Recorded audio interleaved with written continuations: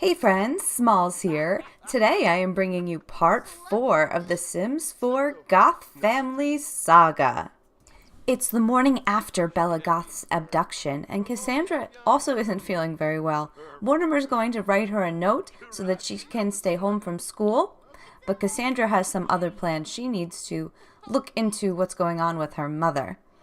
Oh, and look, Alexandra's birthday is coming up. I think Cassandra's is as well. Cassandra just had some breakfast. And what? Did she just fart? Well, that's what you get when you have Franks and beans for breakfast. Mortimer's collecting some royalties from the books that he's been writing. That's good.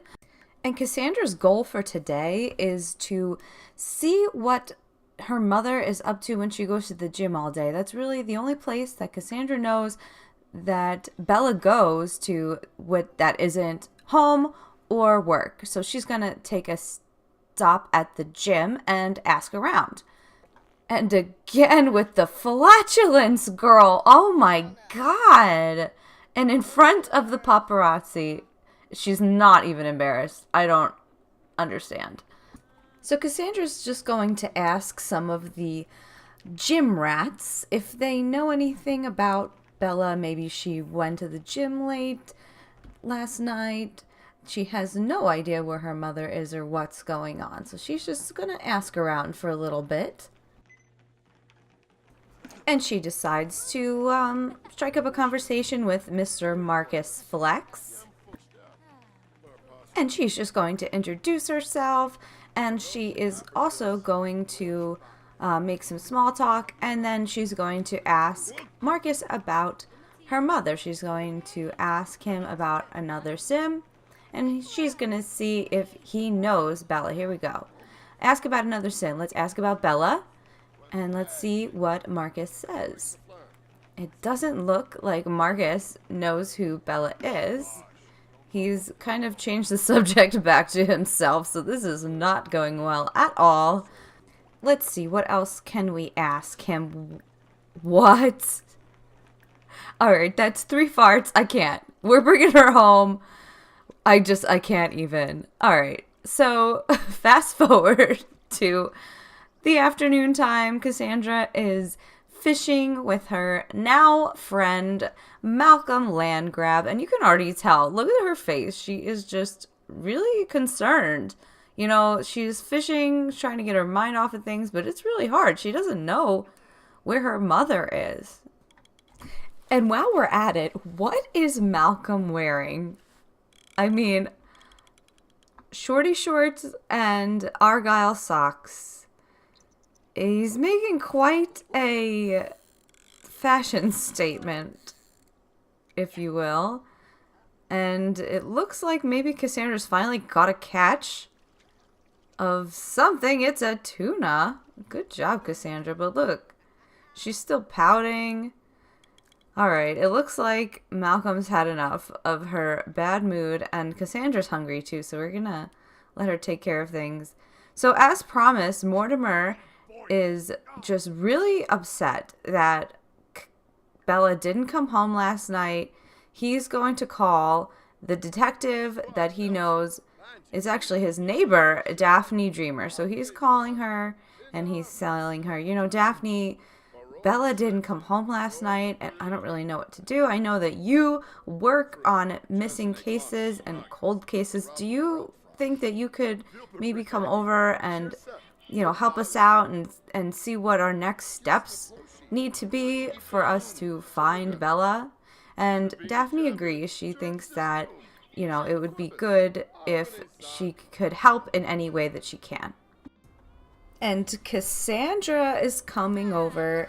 She is really kind of telling her dad, she's whining about her life and how upset she is that they can't find Bella, and Mortimer's trying to do his best to console her, and he's not very good at it, let's be honest. But, you know, they're going to sit down at the table, they're going to have a little chat, they're going to talk about Bella, and, you know, kind of really put their two heads together and try to figure out if they know what is going on, where she could be. And so Cassandra asks Mortimer about Bella. Is there anything, that you can think of, Dad? She's then going to start not a nasty rumor. She wants to suggest to Mortimer that something is up.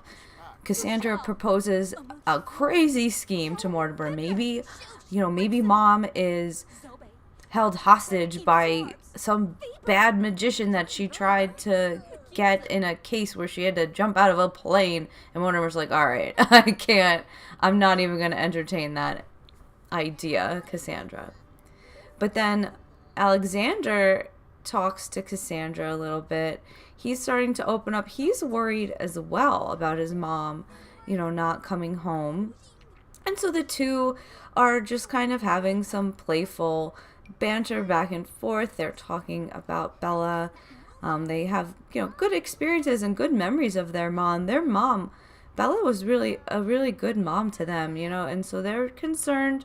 They're also trying to keep things light. I know Cassandra feels the responsibility now to try to take care of Alexander, especially when Bella is not around. So Alexander is telling Cassandra, really how sad he is that his mom's missing. But he doesn't really do it in the best way. He actually ends up mocking Cassandra in the process. But, what little boy can actually openly discuss their emotions, So he's just making fun of Cassandra. He's like, you have a stupid face. And Cassandra's like, no, you have a stupid face. And they're just going to have a little laugh about that.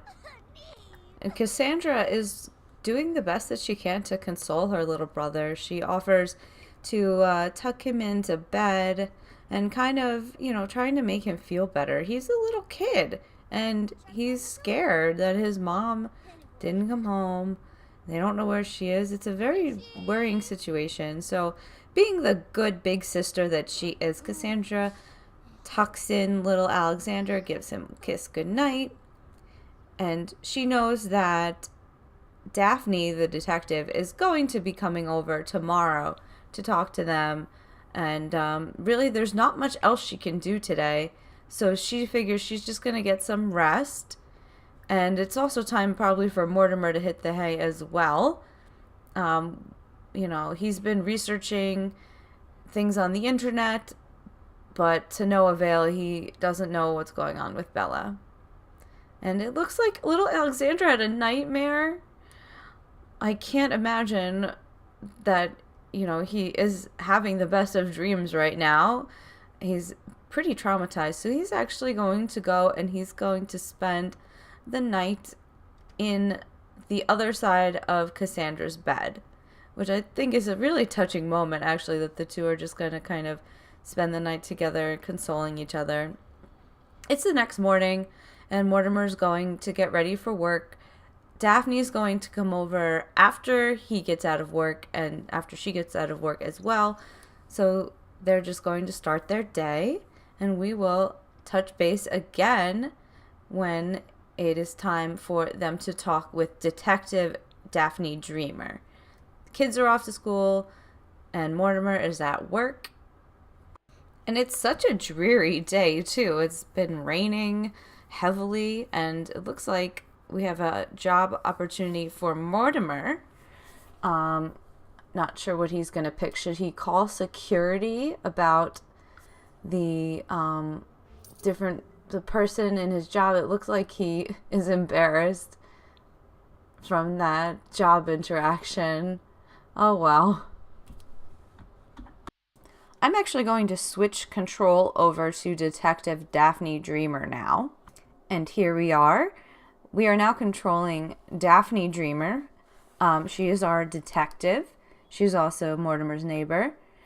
The first thing that a detective does when they come onto a case, especially a missing persons case, is they suspect the people that are closest to the victim, which is going to be the spouse and the rest of the family. So Daphne's first course of action is to talk with Mortimer, get to know him a little bit what she's also, going to ask him, was your marriage like, Mortimer? Were you guys struggling? Do you think there would be any reason why Bella might, want to spend some time away from you and the kids? So that's what Daphne's asking Mortimer about right now. He's asking about Bella. Did you guys have a good marriage? Was there any, trouble? And Mortimer says, no, we didn't have any trouble. We were fine, at least according to him. Okay, now it's time for Daphne to talk to the children. She wants to get to know Cassandra and Alexandra and see if they have any idea where their mother could be, or what they might be up to. So that's what she's going to do. And Cassandra is not having a good time. She is absolutely filthy. Daphne's going to ask Cassandra about her mom and, say, did you have a good relationship with your mom? And Cassandra says, yeah, I was really close with her and she's really great. And Daphne, go let Cassandra take a shower. She obviously needs one. Okay, and Daphne figures that's all the information she's going to get out of Cassandra. So she decides that it's time for her to talk to little Alexander. Don't run away. No, come back. Let's do a little friendly introduction. And let's have a chat with Alexander. There we go. So she's introducing herself, and we're going to ask about Bella to Alexander. And Daphne asks, how was your relationship with your mom? And Alexander says, she's pretty cool. I like my mom. She's a nice mom. She lets me have cookies sometimes, but not all the time. And Daphne's like, all right, well, that's a pretty routine child response. Cassandra tells Daphne that, I went and I checked out the gym earlier today because that's the only place I know my mom went, other than work and being at home with us. Oh boy. Alexander caught a whiff of Cassandra. That poor kid. He's definitely downwind. So, and then Daphne's like, okay, thanks for the advice. I think I'm going to travel to the gym then, and I'll start my search there. So Daphne's going to take a taxi to the gym. And sometimes pass a little bit in the traveling. It's now the evening. Daphne just starts asking some people that are hanging around the gym if they've ever seen or heard of Bella. She's going to ask about Bella to this random guy, but it doesn't look like he knows anything about Bella. I don't think he's ever met her. He's like, I don't know, I'm outside here. Right, so he doesn't really know her. He hasn't had the pleasure of getting to know Bella. She notices Brett. He seems to be a gym local. He's ogling over the celebrity. Let's see if we can get him to talk with us about Bella. Okay, he's coming outside. Now Daphne can, kind of introduce herself, say I'm Detective Daphne, and I am looking into the disappearance of a young lady who is known to kind of frequent the gyms. Do you know anything about Bella Goth? He's asking Brett, and he also doesn't seem to know Bella. He's like, I haven't seen her around in a while. I think she might have actually started to go to the other gym in Oasis Springs instead. She was taking boxing lessons there for a while. So Daphne says, all right, well, I guess I have to go to the gym in Oasis Springs. I guess I've been going to the wrong gym. So let's travel to the gym in Oasis Springs now, where Bella has been known to do boxing classes. So we're at the Burners and Builders gym. I think that's what it's called. Daphne's going to ask around this fine establishment. She's looking for some people that seem to be gym regulars. And she finds the gym trainer. That's perfect. Let's introduce ourselves to him. Listen, Daphne, I know you're tired, but we have some detective work to do. Brett's here. Um, I guess he's just following us from gym to gym. Alright, so we're going to introduce ourselves, and we're going to try to get to know this gym trainer and see if he knows anything about Bella's whereabouts. Maybe she was here the day before. She's like, do you know, have you seen a woman named Bella Goth? And he says, oh yeah, she's been taking classes, private lessons actually, with the other gym trainer, Don Lothario. And Daphne thanks him for his help. And look at that, just in time, Don Lothario shows up to work. Daphne introduces herself to him. She says, hi Don, I'm looking into the disappearance of a woman named Bella Goth. I know she was a client of yours. We're going to ask Don about Bella. I know that Bella's a client of yours. Is there anything that you can tell me about her? And it looks like Don responds that he is in love with Bella. And Daphne's like, wait a minute. Did he just say that he loves Bella? The gears are kind of turning in her head like, are you sure that we're talking about the same Bella Goth? Because, the one that I know is married. So she asks again, and he's like, no, yeah, Bella is my girlfriend. We are deeply, deeply in love. And all Daphne can think of right now is, oh no, this is not good. We're back at the Goth family home the next day. It is actually a dual birthday today. It is Cassandra and Alexander's birthday. And I just figured that we would go through and bake them a cake and age them up. I cannot believe that Alexander is going to be a teenager and Cassandra is going to be an adult. And this is all several days after their mother's gone missing. They are going to have to celebrate both of their birthdays without her. So it's a little bit of a sad situation. But, we're going to try to make the best of it. Mortimer really tries to dote on Alexander as he blows out the candles and makes a wish.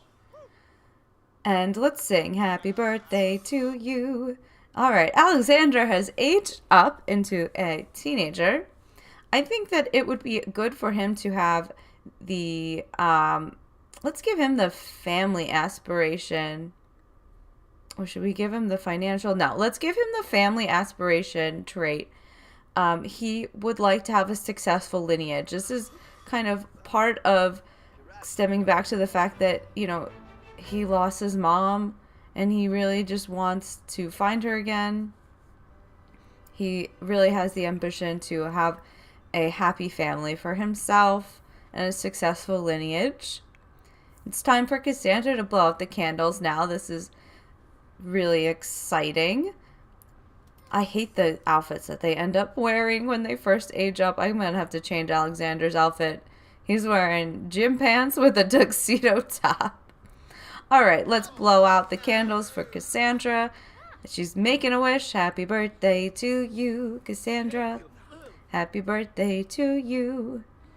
And unfortunately, due to a technical problem, I lost the footage when Cassandra actually aged up. But she got the romantic trait.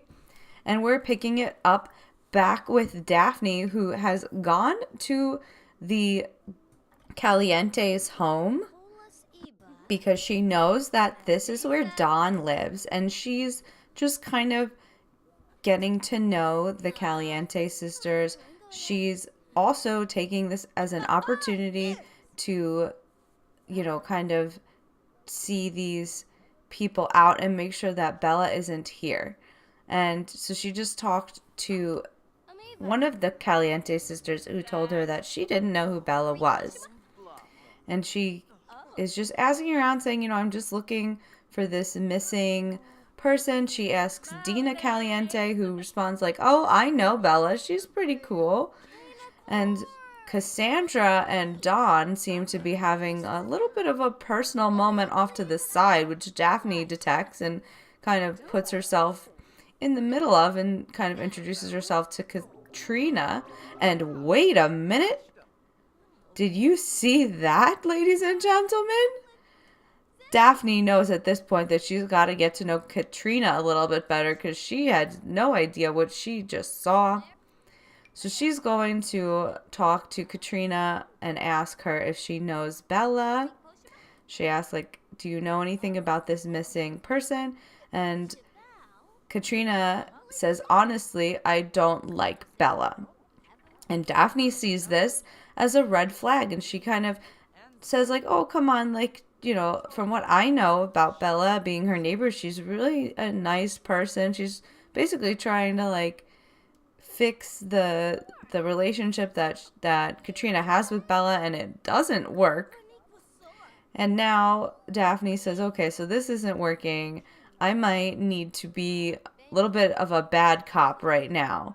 And maybe I'm going to argue with Katrina to try to get her to, you know, kind of tell her what she knows, if anything, about Bella's disappearance. Katrina, being the hot-headed sim that she is, gets really frustrated with Daphne. They end up having a pretty heated argument. And Daphne is also getting upset by this. And she's kind of accusing Katrina of knowing more than she's saying about Bella's disappearance. And then Katrina abruptly gets up and says, that's it, I'm done. Like, I don't need to talk to you anymore. And that's when Daphne kind of shoves her, and Katrina does a brain drain on Daphne. Daphne's really dazed and confused right now. She doesn't even know what's going on or why she was here. And this is where we will end part 4 of the Sims 4 Goth family saga. I bet you're dying to know what's going to happen next. Why don't you subscribe to my channel and hit the notification button so you know the next time I upload a video? By subscribing to my channel, you will also know the next time I post other videos like speed builds or different Let's Play challenges. I also play Sims 4 content and make builds live on Twitch. www.twitch.tv/SimmySmalls. Thank you so much, guys. I'll see you next time.